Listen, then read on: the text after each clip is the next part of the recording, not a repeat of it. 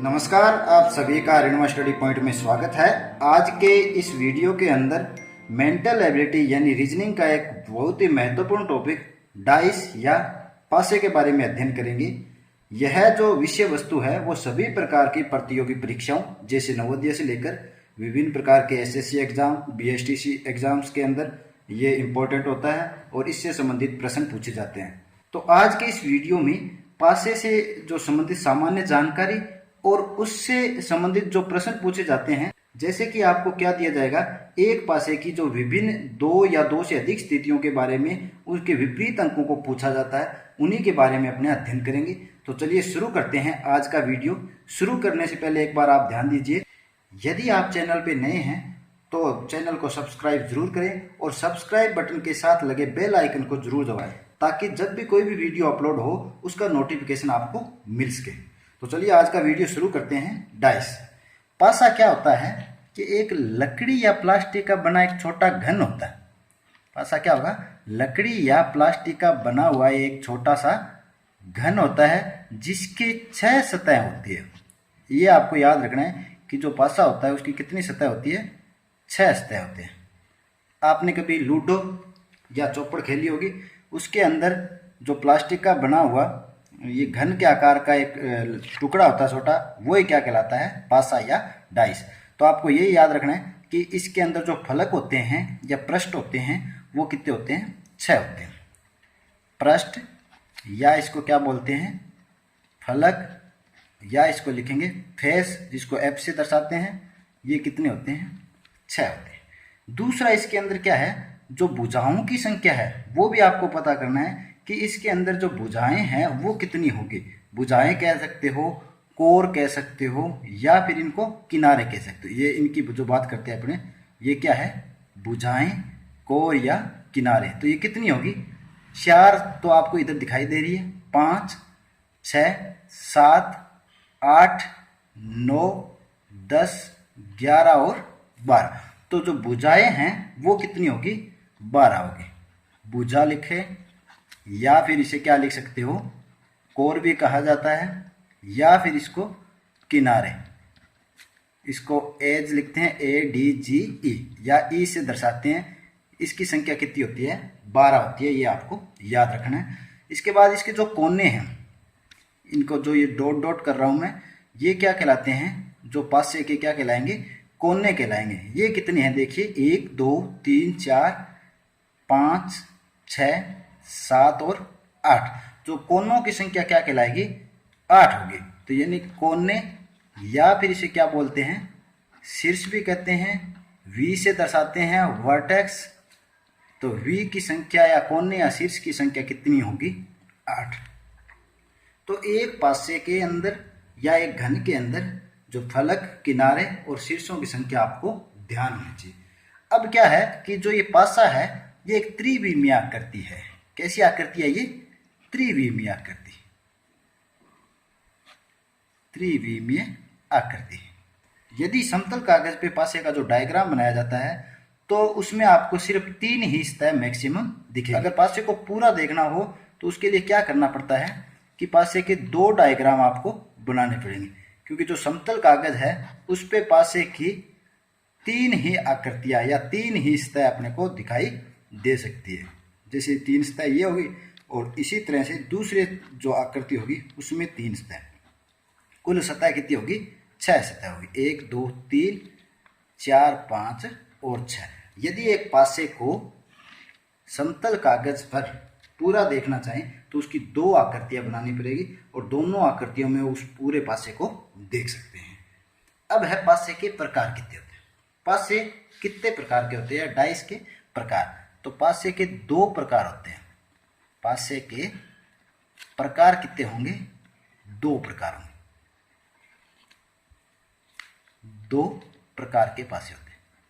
अब 2 प्रकार के पासे कौन कौन से होते हैं, इस वीडियो को बड़ा ध्यान से देखना कि जितने भी अपने पासे के बारे में महत्वपूर्ण बातें करेंगे उन्हीं से संबंधित प्रश्न बाद में पूछे जाएंगे। जो प्रतियोगी परीक्षा में प्रश्न आएंगे वो इन्हीं के अंदर से पूछे जाएंगे। यदि आप इनको अच्छी तरह से देख लेते हो तो कोई भी प्रश्न आपका गलत नहीं होगा। तो देखिए पासे के 2 प्रकार होते हैं। पहला प्रकार तो ये होता है सामान्य पासा बोलते हैं।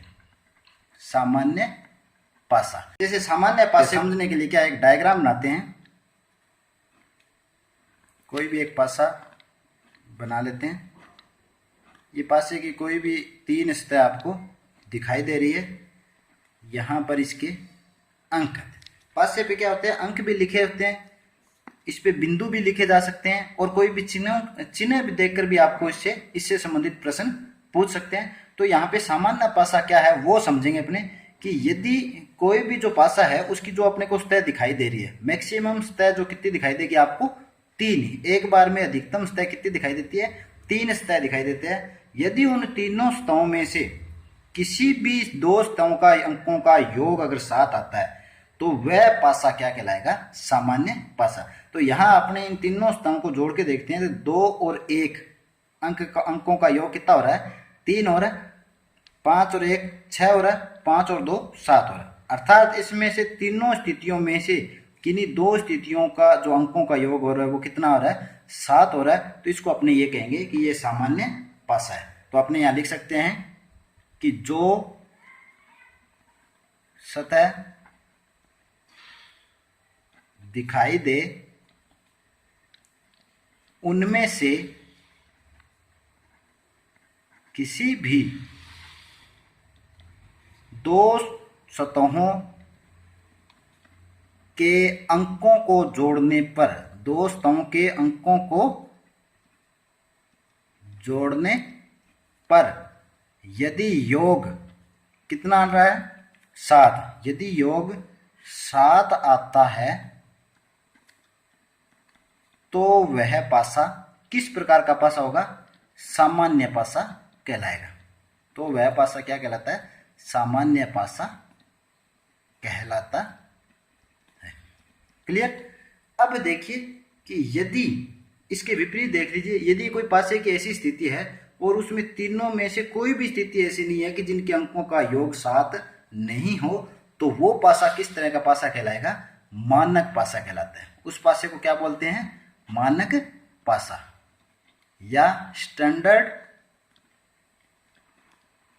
डाइस। तो इसमें क्या लिखेंगे, यदि जो सतह दिखाई दे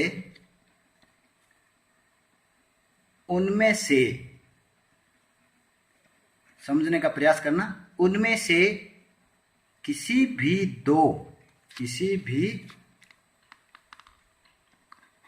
दो सतहों के अंकों का योग, 2 सतहों के अंकों का योग 7 नहीं हो तो वह पासा कैसा पासा कहलाएगा, मानक पासा कहलाता है। मानक पासा कहलाता है। तो यहाँ पे मानक पासे को जैसे आप चित्र के अनुसार अगर आप समझो तो इस तरह से समझ सकते हो कि आपको पता है कि एक पासे की अधिकतम कितनी सतह दिखाई देगी, 3 सतह दिखाई देगी। यदि कोई ऐसा आपको चित्र दे दिया और उसके अंदर इस तरह से कोई भी 3 अंक आपको दिखाई दे रहे हैं पासे के अंदर, और सबसे पहले आपको यही पता करना है कि वो जो पासा है, जो चित्र है, जो प्रश्न के अंदर दिया हुआ है, वो मानक पासा है या सामान्य पासा है। तो यहाँ पे देखते हैं कि कोई भी 2 स्थितियों के अंकों का योग 7 हो रहा है या नहीं हो रहा। देखिए 5 और 3 8 होता है, नहीं हो रहा 7। 5 और 1 6 हो रहा है, नहीं हो रहा। 1 और 3 4 हो रहा है, यानी कि इनमें किसी भी स्थितियों में अंकों का योग 7 नहीं हो रहा। इसलिए ये जो पासा है वो कैसा पासा है, मानक पासा है।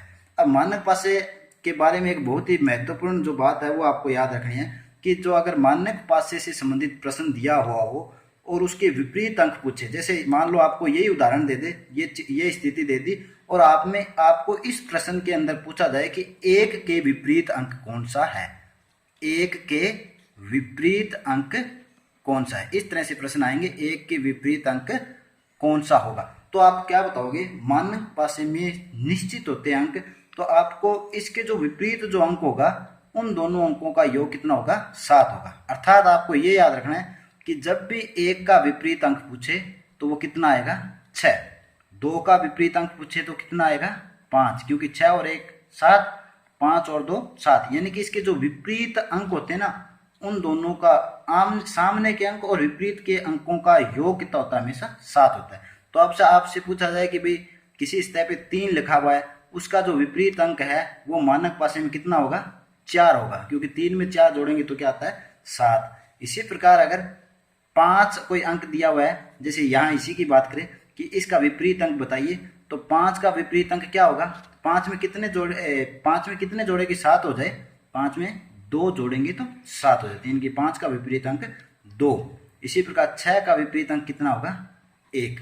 उल्टा भी पूछ सकते हैं, 1 का विपरीत अंक 6, 2 का विपरीत अंक 5, 4 का विपरीत अंक 3। तो इस तरह से मानक पासे के अंदर जो विपरीत अंक है वो निश्चित होंगे, इसलिए मानक पासे से संबंधित कोई भी प्रश्न आए आपको गलत नहीं करना। सीधा पूछे कि यदि 3 का विपरीत अंक कौन सा है, तो 3 में क्या जोड़ो कि 7 हो जाए, तो 3 में 4 जोड़ेंगे तो 7 हो जाएंगे, तो 3 का विपरीत अंक क्या हो जाएगा 7। तो यहाँ पर 1 का विपरीत अंक कितना होगा, 1 में कितने जोड़े कि 7 हो जाए 6, तो 1 का विपरीत अंक 6 होगा। इस तरह से मानक पासे से संबंधित जो प्रश्न है उनमें विपरीत सतहों के जो अंक हैं उनका विपरीत अंक आप आसानी से ज्ञात कर सकते हो। ये थी पासे के बारे में सामान्य जानकारी। अब अपने बात करेंगे कि जो प्रश्न आएंगे वो किस तरह से आते हैं, कि विपरीत सतह के अंकों को ज्ञात करना। लगभग प्रश्न ये पूछे जाएंगे कि जो पासे की आपको 2 या 3 पासे की स्थितियां दे देंगे, 4 पासों की स्थितियां दे देंगे, और उनमें से आपको विपरीत जो अंक है वो ज्ञात करना होगा। उसके लिए कुछ अलग अलग परिस्थितियां बनेगी। पहली परिस्थिति पे अपने गौर करते हैं कि यदि केवल आपको जब केवल एक ही पासा दिया हो, जब केवल क्या दिया हो, एक पासा दिया हुआ हो, और उस पासे के अंदर आपको अंकों को पूछा जाए, विपरीत अंक को पूछा जाए, तब कैसे हल करेंगे। जैसे कोई भी एक उदाहरण ले लेते हैं। ये कोई एक पासे की स्थिति दी गई है, आपको ये ध्यान होना चाहिए कि एक पासे में अधिकतम 3 स्थितियां मिलेंगी, क्योंकि जो समतल आकृति पे जो चित्र बनेगा वो द्विविमीय चित्र बनता है। तो यहाँ पर इस पासे पर ये 3 अंक लिखे हुए हैं, मान लेते हैं यहाँ 4, ये 3 अंक लिखे हुए हैं, और आपसे ये पूछा जाए कि 4 का विपरीत अंक क्या होगा, 4 का विपरीत अंक क्या होगा। तो इसका हल क्या होगा, अभी अपने बात की है कि जब भी एक पासे की केवल एक कंडीशन दी हुई हो, तो सबसे पहले आपको पता करना है कि ये पासा किस तरह का होगा।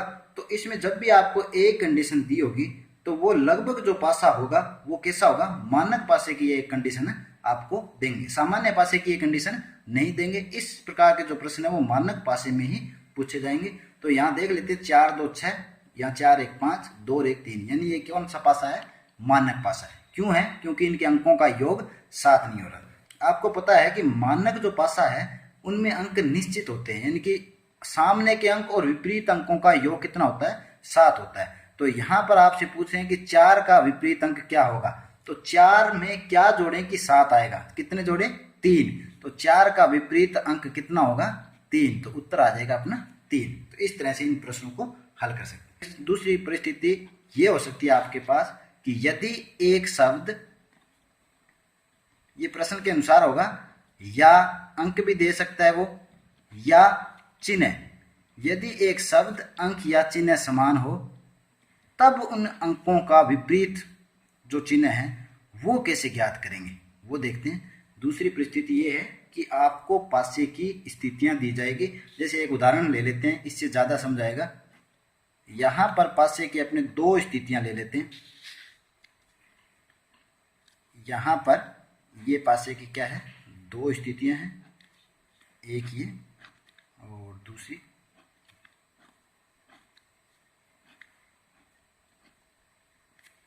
यहाँ पर अंक मान लेते हैं 1 2 और 4, और इधर जो अंक दिखाई दे रहे हैं 2 5 और 6। जब इस तरह का प्रश्न आए और उसमें आपको यदि दोनों स्थितियों में कोई भी एक अंक समान हो, या कोई चित्र बनाया वो एक चित्र समान हो, या कोई भी शब्द या आकृति जो भी इसमें लिखी है वो अगर एक समान है, तब आप विपरीत अंक कैसे ज्ञात करोगे। तो यहाँ आपने देख सकते हैं कि जो 2 है वो दोनों में समान है, जो 2 अंक है वो दोनों में क्या है, समान है या उभयनिष्ठ है। तो यहाँ लिख सकते हैं कि अंक 2 जो एक सतह है उस पे अंक 2 बराबर क्या है, कॉमन है या उभयनिष्ठ है। तब इसके अंदर आपको एक ट्रिक याद रखनी है, एक नियम याद रखना है कि जो समान अंक होते हैं उनसे शुरू करना है और घड़ी की सुई की दिशा यानी कि क्लॉकवाइज के अनुसार अंकों को आपको एडजस्ट करना है, अंकों को लिखना है। जैसे मैं यहाँ पे उभयनिष्ठ अंक, पहले पासे के अंदर उभयनिष्ठ अंक कितना है, 2 है, तो इसको घड़ी की सुई के अनुसार कैसे लिखेंगे, यहाँ पे लिख देते हैं पासा फर्स्ट। तो अब यहाँ पे 2 से शुरू करना है, उभयनिष्ठ अंक से ही शुरू करना है, ये 2। अब 2 के बाद क्या लिखूं मैं, घड़ी की सुई के अनुसार लिखना है, तो 2 के बाद 1 और 1 के बाद 4। इस तरह से अंकों को आपको व्यवस्थित कर देना है। इसी प्रकार इसके बिल्कुल सामने पासे के जो दूसरे अंक है, दूसरा पासा है, उसके भी उभयनिष्ठ अंक से ही, जैसे अपना उभयनिष्ठ अंक क्या है, 2 है ना, तो 2 से ही शुरू करना और घड़ी की सुई के अनुसार लिखना है। तो यहाँ 2 से शुरू करेंगे, अब 2 के बाद घड़ी की सुई के अनुसार क्या लिखेंगे, 6। घड़ी की सुई के अनुसार का मतलब क्या है, क्लॉक वाइज। क्लॉकवाइज 2 तरह के घूर्णन होंगे, एक तो होता है क्लॉकवाइज, जैसे घड़ी की सुइयां चलती है तो उसको बोलते हैं क्लॉकवाइज, दूसरा होता है एंटी क्लॉकवाइज। तो यहाँ पर आपको याद रखना है कि जो उभयनिष्ठ अंक है वहां से शुरू करते हुए क्लॉकवाइज दिशा के अनुसार अंकों को लिख लेना है। तो यहाँ 2, 2 के बाद 6 और 6 के बाद 5। अब आपसे कोई भी अंक पूछा जाए आप उसका उत्तर दे सकते हो। तो यहाँ पर जैसे आपसे पूछ लिया जाए कि 4 का विपरीत अंक क्या है, तो ये सारे विपरीत, 1 का विपरीत अंक कितना है, 6। 4 का विपरीत अंक कितना है, 5। 4 का विपरीत अंक कितना है, 5। तो उत्तर आप कुछ भी आराम से लिख सकते हो। अब एक बात और है, अगर आपसे यही पूछ लिया जाए कि इस स्थिति के अंदर 2 का विपरीत अंक क्या होगा, 2 का विपरीत अंक क्या होगा, तो आपको ये बात याद रखनी है कि जब भी उभयनिष्ठ अंकों के बारे में वो पूछे कि इसमें 2 उभयनिष्ठ है, तो उभयनिष्ठ अंकों के बारे में पूछे कि उसका विपरीत अंक क्या होगा, तो आपको इन दोनों पासाओं में वो अंक देखना है जो नहीं लिखा हुआ है। तो इसमें बताइए कौन सा अंक नहीं लिखा हुआ, 1 लिखा हुआ है, 2 लिखा हुआ है, 4 लिखा हुआ है, 5 लिखा हुआ और 6, यानी कि 3 अंक नहीं लिखा हुआ। तो जो अंक नहीं लिखा होगा वही उस उभयनिष्ठ अंक का विपरीत अंक होगा, वही उस उभयनिष्ठ अंक का विपरीत अंक होगा। अतः उत्तर अपना क्या हो जाएगा कि 2 का विपरीत अंक कितना होगा, 3 होगा। दूसरी परिस्थिति, इस तरह के प्रश्न आपसे पूछे जाएंगे। अब तीसरी परिस्थिति क्या बनती है, ऐसे भी प्रश्न पूछे जाएंगे कि जब भी आपको 2 या 2 से ज्यादा पासों की स्थिति दी जाएगी और उनके अंदर 2 अंक समान हो, जैसे यहाँ ऊपर वाले पासे में क्या थे, 1 अंक समान हो, तो जब 2 अंक या शब्द या फिर अपने ये कह सकते हैं कि चिन्ह समान, जब पासों की विभिन्न स्थितियों में 2 अंक शब्द या चिन्ह समान हो तो विपरीत अंक कैसे ज्ञात करते हैं। ध्यान से समझना कि कोई भी 2 आकृति अपने ले लेते हैं, 2 स्थितियां ले लेते हैं पासे की, ये पासे की पहली स्थिति और ये पासे की दूसरी स्थिति। इस तरह के प्रश्न के अंदर आपको 2 अंक समान मिलेंगे। जैसे कोई भी अपने यहाँ उदाहरण ले लेते हैं, 2, 3, 4, इसमें 3 अंक ये लिखे हुए, और यहाँ देख लेते हैं 2, 3 और 5। तो अब आप इस दोनों पासों को जब गौर से देखोगे तो सबसे पहले तो ये देखना कि इनमें मानक पासा नहीं मिलेगा, आपको सामान्य पासे ही मिलेंगे। अब आपको ये देखना कि इसमें कितने अंक समान, 3 इसमें है, 4 इसमें, 3 इसमें है, 4 नहीं है, अच्छा छोड़िए, 2 इसमें भी है, 2 इसमें, यानी 3 और 2 दोनों में कॉमन है। ये देखिए 3, 2 इसमें भी है और 3 और 2 इसमें भी। तो ऐसे प्रश्नों को बिल्कुल आसान तरीका हल है कि जो दोनों अंक उभयनिष्ठ है उनके अलावा अगर जो शेष बचे अंक है ना वो एक दूसरे के विपरीत होंगे। तो आपसे इस प्रश्न में अगर पूछा जाए कि 5 का विपरीत अंक क्या होगा, तो 5 का विपरीत अंक 4 होगा, और 4 का विपरीत अंक क्या होगा, 4 का विपरीत अंक 5 होगा। तो यहाँ आपको क्या करना है, जो उभयनिष्ठ अंक है उन अंकों को छोड़ते हुए आगे जो शेष अंक है वो एक दूसरे के क्या होंगे, विपरीत। तो यहाँ अपने लिख सकते हैं कि 4 का विपरीत अंक क्या होगा, 5 होगा। 4 का विपरीत अंक 5 होगा, या 5 का विपरीत अंक 4 होगा।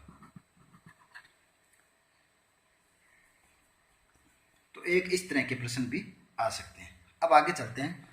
अब एक कंडीशन ये रहेगी कि जब कोई भी अंक जो पासे की स्थिति दी हुई है उनमें कोई भी अंक, शब्द या चिन्ह समान ना हो तो उन प्रश्नों के विपरीत अंक आपको कैसे निकालने हैं। इसका सबसे सिंपल तरीका है कि सामने वाली सतह, जो ऊपर की सतह है, उसका जो, जैसे 2 का विपरीत अंक पूछे तो क्या होगा 6, पास वाली सतह का विपरीत अंक पास वाली सतह होगी, 4 का विपरीत अंक क्या होगा 1, और जो दूर की सतह यानी कि 3 का अगर विपरीत अंक पूछे तो क्या होगा 5 होगा। एक बार फिर देख लीजिए कि जब पासे की ऐसी स्थितियां दी हो जिसमें कोई भी अंक उभयनिष्ठ नहीं हो यानी एक जैसा नहीं हो, तो आपको क्या करना है, ऊपर की जो सतह है वो दोनों एक दूसरे के विपरीत होगी, यानी कि 2 का विपरीत अंक कितना होगा 6, 4 का विपरीत यानी कि पास की जो सतह दिखाई दे रही है, इधर पास 4 के पास की सतह ये क्या है 1 है, तो 4 का जो विपरीत अंक है वो 1 होगा, और दूर की सतह इधर 3 की दूर की सतह क्या है 5 है, इस पासे की दूर की सतह 5, 3 का विपरीत अंक 5 है। तो इस तरह से ये जो प्रश्न है इस श्रेणी के अंदर आपसे पूछे जाएंगे, इस तरह से आप इन प्रश्नों को हल कर सकते हैं। आज के लिए इतना ही। डाइस से संबंधित जो शेष प्रश्न है, जैसे रंगों से संबंधित प्रश्न है, उनका जो वीडियो है वो नेक्स्ट वीडियो के अंदर अपने अध्ययन करेंगे, क्योंकि ये वीडियो काफी लंबा हो चुका है। यदि आपको ये वीडियो पसंद आए तो इसे लाइक और शेयर जरूर करें। तो आज के लिए इतना ही, मिलते हैं अगले वीडियो में इसी के शेष भाग के साथ, तब तक के लिए धन्यवाद।